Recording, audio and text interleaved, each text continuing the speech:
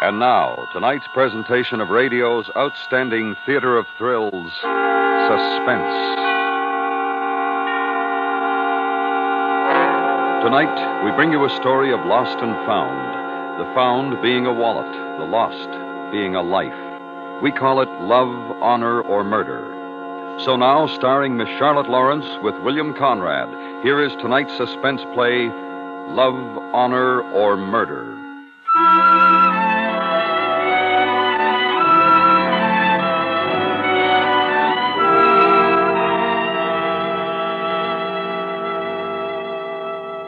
"7 years of wedded bliss, and the only thing to show for it is this stinking place. Believe me, kid, if I ever got my hands on $1,000, I'd get out of here so fast. Oh, hold it a minute, Alice. Someone came in. Is that you, Harry? Yeah, it's me. I came home early. Well, if you expect to find dinner at this hour, you're going to be disappointed. Well, it's Harry, Alice. What was I saying? Oh, yeah. Honey, the will you cut the conversation? Something's happening. What? I said, cut the conversation. Here, give me the phone. Well, if all the... Alice, Helen will call you back later. Goodbye. Baby, you know what I got here? $12,000. Are you out of your mind, Harry? Helen, I found this wallet in my cab just a few minutes ago. What? Here, look inside. Open it up. Go on. Harry, $100 bills. The 50s and 20s and 10s. More than $12,000. $12,000? Now it was all right to come home early, huh? What? Oh, gee, I don't know what to say. Well, you just take it easy, baby. Don't get too excited. I got to give it back. Give it back? Well, yeah, look at the name inside the wallet there. But you Well, brought... it belongs to a regular customer of mine, Sidney Walker, the news commentator, you know. I take him around town every afternoon. He calls up for me personally. $12,000. Yeah, but as far as we're concerned, it's not worth 12 cents. If I don't turn it into the company before Walker calls about it, well, they can throw me in the pen for 5 years. Then why did you bring it home? I don't know. I guess I shouldn't have at that.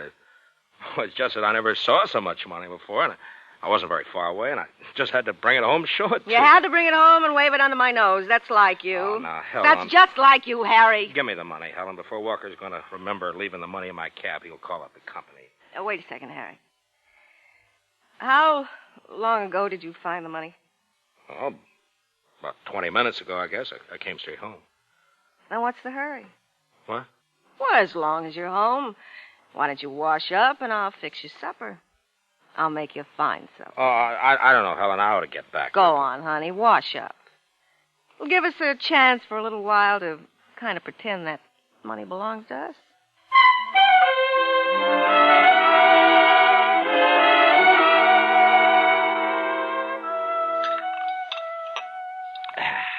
Ah, that coffee really hits the spot. Why didn't you eat, honey? I was thinking. Yeah, well, someday we'll have it too, baby. We got it right now, Harry. Yeah, for about 5 more minutes. Well, I guess I better report in now. It's almost been an hour. Walker'll be calling the company pretty soon. I want the money to be in the safe when he does. Give me the wallet, Helen.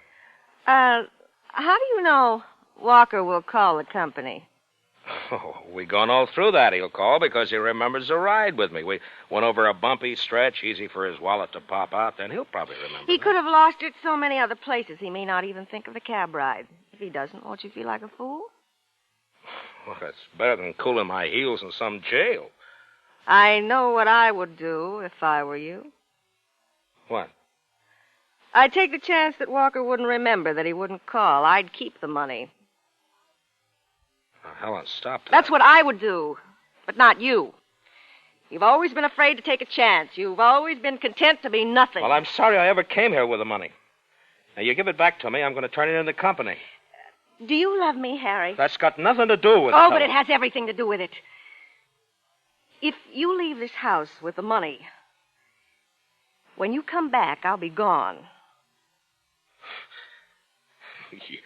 You're talking like a sap now. I mean it.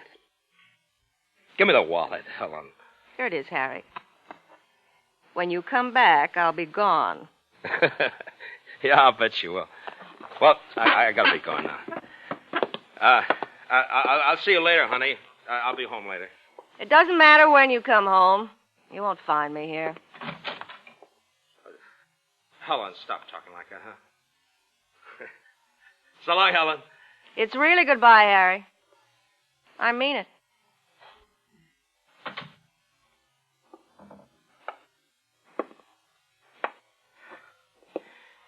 You know, from the first day we were married, you've been twisting me around your little finger only because you know how much I love you, how much I need you. I guess you'll never stop doing that, will you, Helen? Well? What do you want me to do? Nothing, darling. Nothing. Leave everything to me.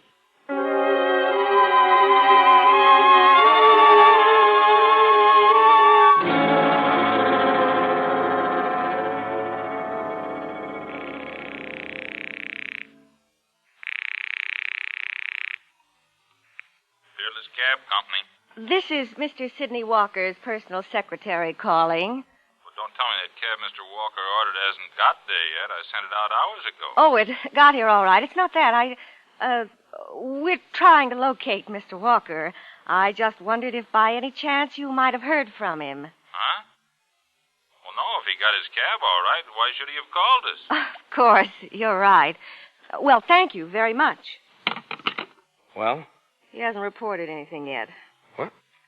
Well, that don't make sense. $12,000, a lot of money, even for Walker. Give me the phone book. Who are you going to call now? Why, Mr. Walker, of course. Got to find out why he hasn't reported losing his wallet. Look, Helen, why don't you let me take the money back?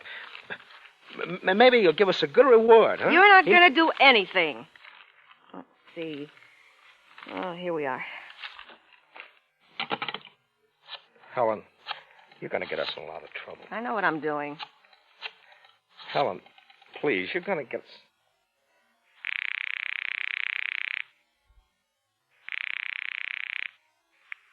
Hello? Hello. I'd like to speak to Mr. Walker, please. He's not in right now. This is Mr. Walker's housekeeper. Could I take a message? No, this is a personal matter. Where could I be certain of reaching him? Nowhere until 10 o'clock. 10 o'clock? Yes, that's when he does his nightly broadcast, you know. Oh, yes, of course. And what time does he reach the station? 5 minutes to 10. You're quite sure he'll be there then? My heavens, you could stake your life on it. That's been his schedule for a good many years. Who is this talking? Are you a friend of Mr. Walker?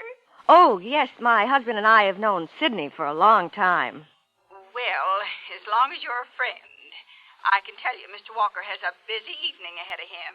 Oh? He lost his wallet an hour or so ago. It contained a lot of money. That's too bad.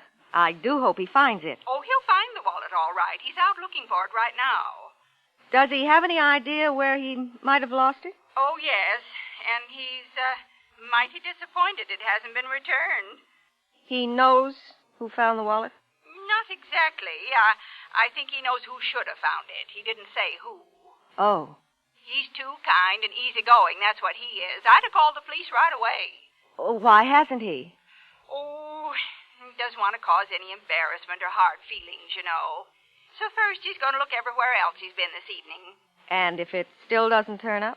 Well, he says that this fella he suspects hasn't come by the apartment to return the money by the time he gets home. Then he'll report it all right. If we want to reach Sidney before he gets home, you say he will arrive at the radio station just before 10. At 5 minutes to 10, on the dot. Then we'll contact him there. Thank you. That was his housekeeper. By what she said, he knows he left the wallet in your cab. See, I told you. But he hasn't reported it yet. Mr. Walker is a very fair man. Well, then I'll have time to take it back down to the company. We've got to decide what we can do to keep Walker from reporting his loss. There's nothing we can do, Helen. You just said he knows that he left the money in my cab. That's right. Then what's there to decide? What are you smiling about? Oh, was I smiling? I was thinking of something. What? You know, there's really only one way in all the world to keep Walker from telling about that wallet. What are you talking about? The only way to keep Walker from telling would be to kill it. Oh. Look, Helen, we got to decide what we're going to do. Now, let's stop the jokes. Do I look like I'm joking? No. No, you don't. There's that gun in the dresser drawer. Helen, what are you talking about? You've got to kill him. It's simple arithmetic. Can I, Helen? He's never done me any harm. If he lives, you'll call the police and tell them you've stolen his money. That's why I gotta return the money. And if you do that, you'll lose your wife. But, Helen... Look how simple it is. At 5 minutes to 10, you can be absolutely certain that he will be going in the broadcasting studio. If you were waiting outside for him, there's so many quiet places you could take him with a gun. But, Helen, listen to me. Even if I wanted to kill him, I couldn't. I haven't got the nerve. Oh, but you have. Every man, even a man like you, can kill once. If he's got to kill to get rid of the thing that'll destroy him. No, Helen. I can't do it. You can, Harry. You can do it for me. Look, why don't you just let me take the money back? It'd be so much better that way, Helen. What time is it? What? What time is it? 10 minutes after 9. You couldn't take the money back now, even if I let you. Well, why couldn't I? What time should you have reported in with your cab? 8:30. What difference is that? Oh. Oh, so that's it. See what I mean? If Walker reports his loss now, you're in trouble no matter what you do. They'll know you were thinking of keeping the money. And in their eyes, that's almost as bad as really keeping it. Helen, you know the rules of the company. You're supposed to inspect your cab after every fare. If they don't arrest you, they'll fire you and blackball you so you'd never get another job. That's why you kept me here, huh? Made supper for me, stalled around. You figured that one out, too, didn't you, Helen? Walker will get to the station at 5 to 10. You've got 45 minutes. Start out and act as if you were on a regular run. That'll be your alibi later. Stop at all the usual places. Talk to the boys. Act as if it were just another night. What about my schedule? I was supposed to be in at 8:30. Well, you could always tell them business was so good you couldn't come in. Shall I get the gun, Harry?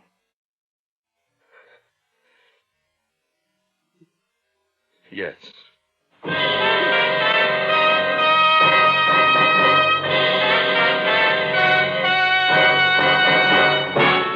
You are listening to Love, Honor, or Murder, tonight's presentation in radio's outstanding theater of thrills, Suspense.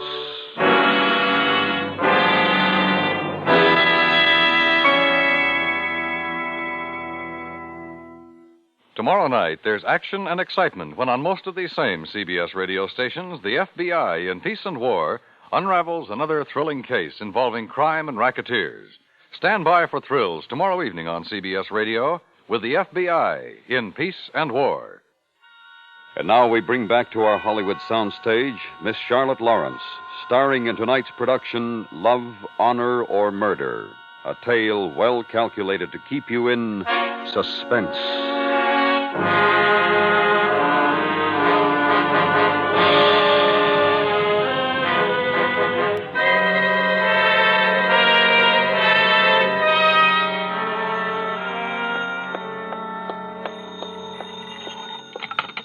Harry, is it you? Huh? Oh, I'm sorry. I thought it was my husband. What do you want? Oh, you must be Mrs. Blake, Harry's wife, huh? Yes, what do you want? Say, have I talked to you on the phone before? Why? Your voice sounds kind of familiar. You may have. Who is this? This is Dave Harris over at Peerless Cab Company. Peerless Cab Company? Yeah, say, have you seen Harry in the last couple hours? Why, no, he's out working. Well, he should have been through with his shift at 8:30. It's 25 to 10 already. It's not like Harry. Is something wrong? I don't know. One of Harry's regular customers, Sidney Walker, called up a few minutes ago from a restaurant on the way to that broadcast of his. Yes? He thinks he left a wallet in Harry's cab.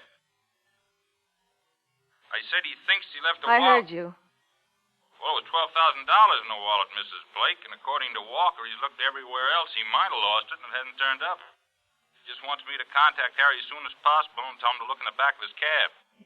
If Harry should call, I'll tell him to get in touch with you right away. Yes. What did you say before? Huh? Walker called and told all this before he started for the station? What? What are you talking about, Mrs. Blake? Nothing.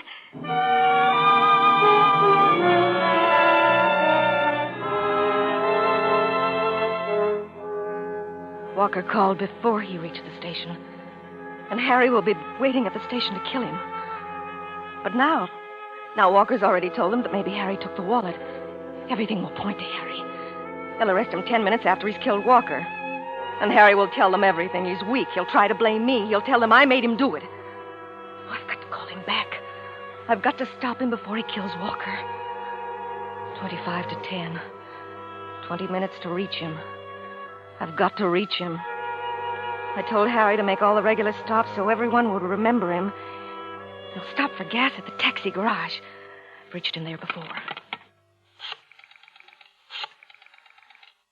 7. 9. 9.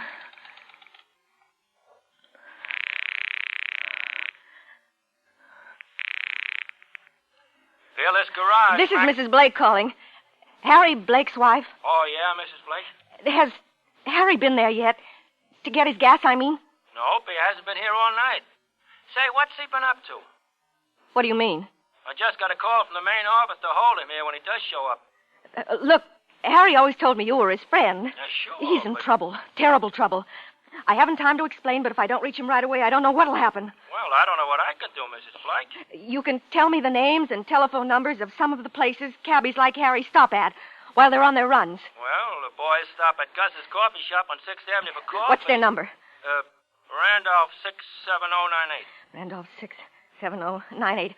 All right, where else? Maybe if he had a few minutes to spare, he'd go into Frank's Tavern on Washington Boulevard. I don't know the number there. I'll look it up. Where else? Oh, of course, he might go up to Union headquarters to shoot a rag with the boys. Union headquarters? Where else? There's lots of places he might stop off at. Gotta reach him by 10 o'clock, eh? That doesn't leave you much time. No, it doesn't leave me much time. I'll start calling.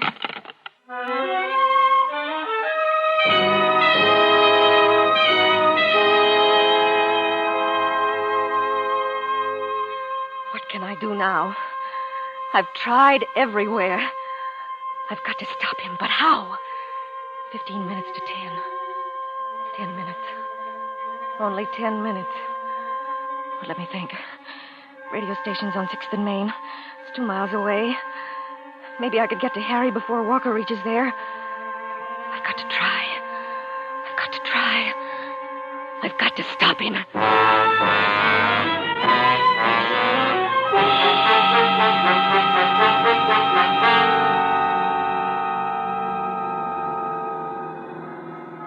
Driver, when I got into your cab, you told me you could get me to the radio station in 10 minutes. I didn't give you no guarantees, lady. I'm doing the best I can. But I've got to get there before 5 of 10. You told me you could make it. It don't do no good to holler in my ear, lady. Well, there must be some better way to make time. Can't you take side streets or something?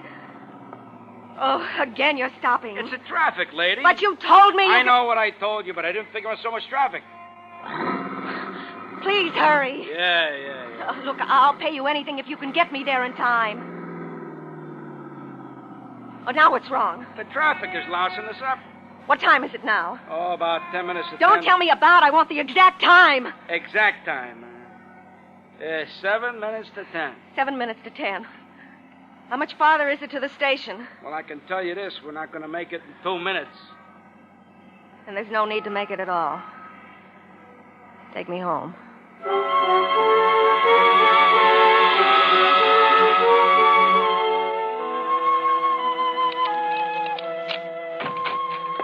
Just a minute or two before 10.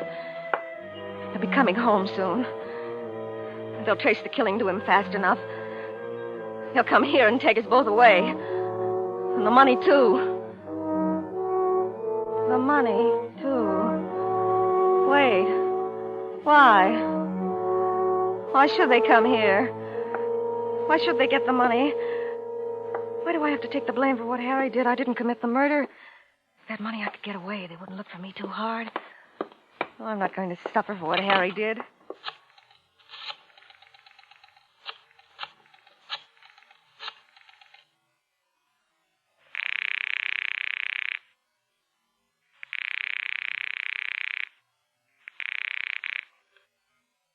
Police Department, Sergeant Graham speaking. I want to report a murder. What's that? You're too late to stop the murder, but you can still catch the killer. Wait a second. His name is Harry Blake. Who'd He kill? drives a taxi cab. The taxi number is 365. You should find him somewhere around the radio station on 6th Avenue. Who'd he kill? He killed...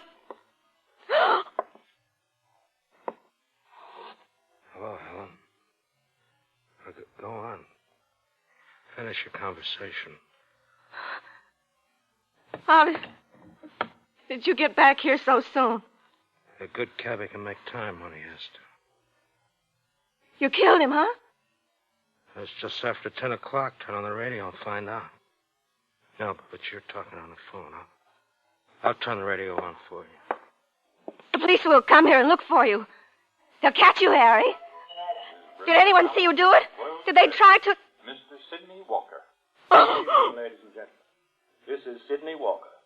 Tonight I'm going to bring you a report on a recent interview I had with one of the most prominent industrialists in America. That's all I want to hear. Turn it off. So you didn't kill him after all. I should have known. I actually thought you went through with it. But you didn't have the nerve. No, I didn't kill him. But I did have the nerve, Helen. You gave me the nerve. That pep talk before I left, it was very true, you know. What are you talking about? You remember? Even someone like me can kill once. He's got to kill to get rid of the one that'll destroy him. Now, those were your very words, Helen. Now, why did you kill Walker? Because I got to thinking about what you said and how right you were, and the more I thought about it, the more I realized... Realized what? That I was headed in the wrong direction. What do you mean by that? Put that gun away, Harry. In order to rid myself of the one thing in the world that can destroy me, I had to come back here to you. Helen.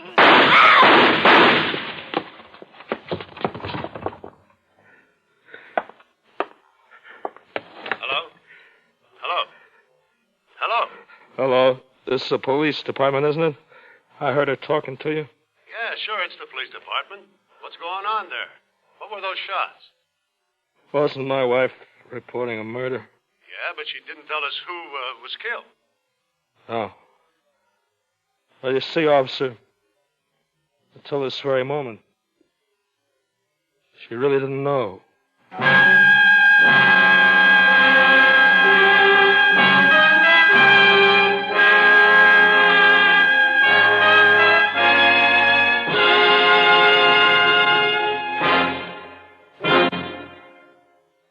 Suspense, in which Miss Charlotte Lawrence with William Conrad starred in tonight's presentation of Love, Honor, or Murder. Next week, the story of betrayal and retribution on Devil's Island. We call it The Stool Pigeon. That's next week on Suspense.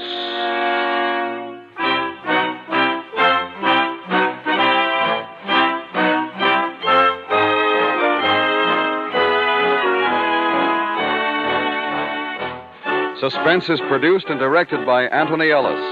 Tonight's script was written by Larry Marcus. The music was composed by René Garrigan and conducted by Wilbur Hatch. Featured in the cast were Barney Phillips, Helen Klebe, Charles Seal, Jack Prussian, and William Justine. Listen while you work. Perry Mason is here on the CBS Radio Network.